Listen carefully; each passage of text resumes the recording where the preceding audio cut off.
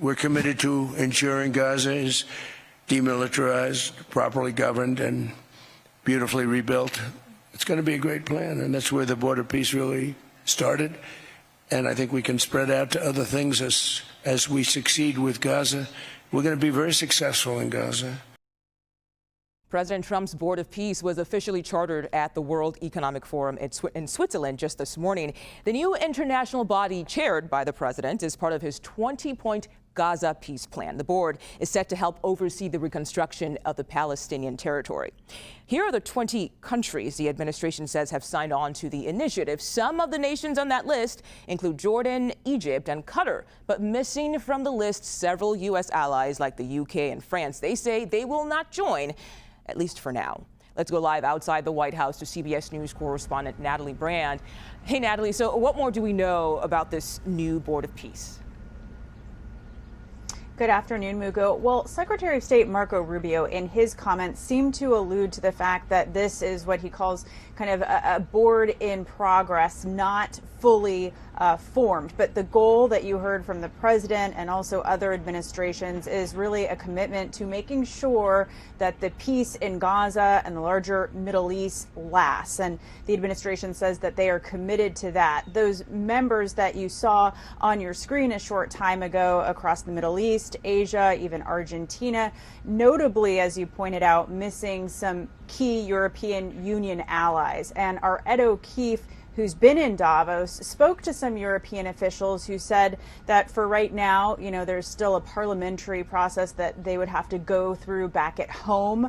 Other officials signaling that they kind of want a unified, a coordinated EU response or decision here, and that they also want more information about how it would work in conjunction with the United Nations. We know at times President Trump has been very critical of the UN. It seems European partners want to make sure it wouldn't, try to rival the UN. But the president today, in his comments, said that this board would work with the United Nations, though, again, details at this point of exactly how it's going to operate is still a bit unclear. Okay. And after the unveiling, the president held a number of meetings, including with Ukrainian President Volodymyr Zelenskyy. Both leaders spoke after their face-to-face, and here's what they had to say. We're meeting with Russia. That'll take place tomorrow. They're going to be meeting with President Putin. I had a very good meeting with President Zelenskyy. Everybody wants to have the war end. How did your meeting with President Trump go? Honestly, Of course, honestly.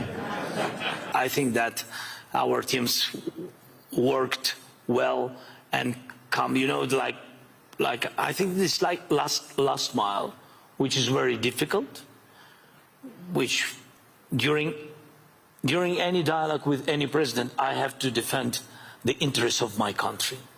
That's why the dialogue is, maybe it's not simple, but today it was positive.